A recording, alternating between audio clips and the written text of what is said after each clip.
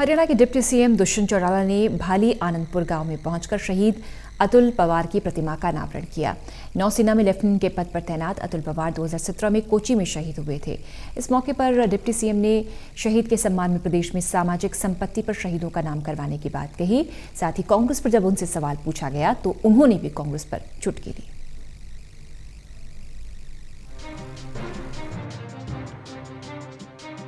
रोहतक जिले के गांव भाली आनंदपुर में हरियाणा के उप मुख्यमंत्री दुष्यंत चौटाला ने गांव में शहीद लेफ्टिनेंट अतुल पवार की प्रतिमा का अनावरण किया। इस दौरान उन्होंने कहा कि शहीद के सम्मान में हरियाणा सरकार प्रदेश में सामाजिक संपत्ति पर शहीदों का नामकरण करवाएगी। भाली गांव के 2 वीर सपूत जिसमें लेफ्टिनेंट अतुल पवार और फ्लाइंग अफसर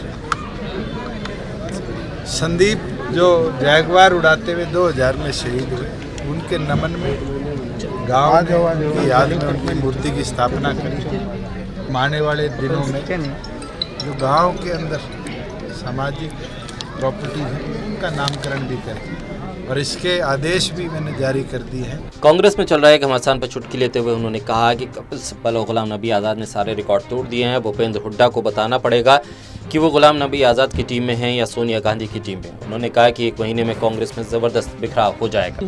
कांग्रेस की तो फुटारी आपको दिख चुकी है।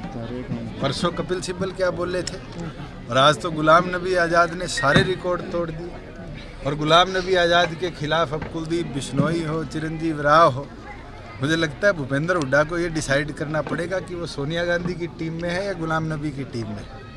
और आपको दिखा दूंगा कि अगले 1 महीने के अंदर कांग्रेस के अंदर किस तरह का बिखराव होगा, फुटारा होगा। फिर शायद जो स्टेयरिंग हुड्डा साहब लिए घूम रहे थे और गाड़ी सुरजेवाला के पास थी, शायद शैलजा जी वो स्टेयरिंग भी इनके हाथ से छीन कर ले। इसके अलावा उन्होंने कहा कि हरियाणा में ज़मीनों की और ऑनलाइन रजिस्ट्री एक सफल प्रयोग रही और वो ये चाहते हैं कि ये मॉडल के रूप में पूरे देश में लागू हो।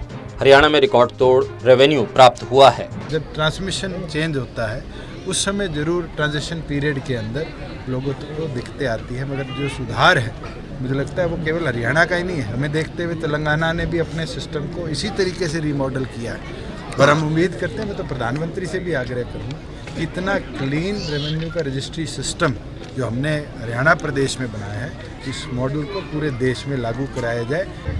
नया प्रयास था, कामयाब प्रयास रहा। आप अपने म्यूनसिपल कमिश्नर से रिपोर्ट लेंगे तो करोड़ों रुपया प्रॉपर्टी टैक्स का, डेवलपमेंट चार्ज का, जो इतिहास में कभी जमा नहीं हुआ, आज रजिस्ट्रेशन के साथ जमा होने लगे और लोग भी खुशी के साथ जमा करवाने लगे। मगर दिक्कतें आई है कई ऐसे एरियाज में जो आज भी अनअप्रूव्ड है। कोरोना महामारी पर बोलते हुए उन्होंने कहा कि हरियाणा सरकार दिल्ली में कोरोना की स्थिति को देखते हुए दिल्ली सरकार की हर तरीके से मदद करने को तैयार है। अगर दिल्ली में अस्पतालों की कमी पड़ती है तो दिल्ली के साथ लगते बॉर्डर पर हरियाणा सरकार अस्पताल तैयार करवा सकती है। उन्होंने कहा कि दिल्ली एयरपोर्ट के पास DRDA विभाग द्वारा 1000 बेड का अस्पताल पहले ही तैयार किया जा चुका है। उन्होंने हरियाणा के लोगों को आगाह करते हुए कहा कि कोरोना बीमारी से बचने के लिए लोगों को अपनी सुरक्षा खुद करनी पड़ेगी। केसेस बढ़ रहे हैं, सरकार की तरफ से हर प्रयास किया जा रहा है, मगर धीरे धीरे लोगों का एक जो भय था वो कम होता जा रहा है। मैं तो खुद कोविड की मार झेल चुका हूँ। आज हर नागरिक को अपनी सुरक्षा खुद रखनी पड़ेगी। सरकार तो सावधानी कर सकती है, मगर हम दिल्ली की तरह अगर 2000 का चालान काटेंगे तो कहीं ना कहीं नागरिकों के ऊपर बोझ होगा। वेंटिलेटर का उन्होंने कोविड केयर सेंटर एयरपोर्ट के पास बनाया है और जब भी हमें ज़रूरत पड़ेगी, हमारी सेना के भी अभी तो हॉस्पिटल्स तैयार पड़े हैं। हरियाणा के अंदर भी हमारे पास आज 1200 ICU बेड्स खाली पड़े। दिल्ली को एडिशनल सपोर्ट चाहिए होगा। आज एम बाडसा के अंदर तो हम उनको सपोर्ट कर ही रहे हैं। हरियाणा का पेशेंट तो बाडसा बहुत कम जाता है। मैं DRDO को बधाई दूंगा कि 10 दिन के अंदर 1000 वेंटिलेटर का उन्होंने कोविड केयर सेंटर एयरपोर्ट के पास बनाया है। वहीं पानीपत के पूर्व पार्षद द्वारा नहर में छलांग लगाकर आत्महत्या के मामले पर बोलते हुए उन्होंने कहा कि घटना काफी दर्दनाक है। साथ ही उन्होंने कहा कि जिस तरह से SP पानीपत पर उकसावे के लिए मामला दर्ज किया गया है वो गलत है। पानीपत की घटना हुई बड़ी निंदनीय है और जिस तरीके से 72 घंटे बाद पार्षद की बॉडी मिली और उसको किसने उकसाया है, क्या किया है, वो अपने आप में अंडर इन्वेस्टिगेशन है।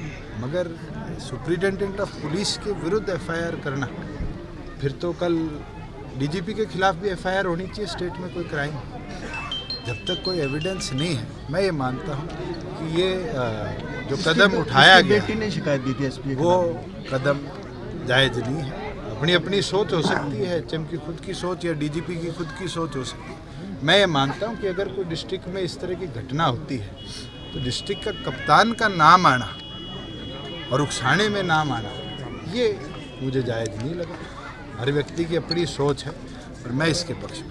उप मुख्यमंत्री दुष्यंत चौटाला रोहतक जिले के गांव भली आनंदपुर में शहीद लेफ्टिनेंट अतुल पवार की प्रतिमा का अनावरण करने पहुंचे थे, जहां उन्होंने पत्रकारों के सवालों का जवाब दिया। देखना होगा कि दुष्यंत चौटाला के जवाबों पर कांग्रेस की प्रतिक्रिया क्या आती है। रोहतक से टोटल न्यूज के लिए देवेंद्र शर्मा की रिपोर्ट।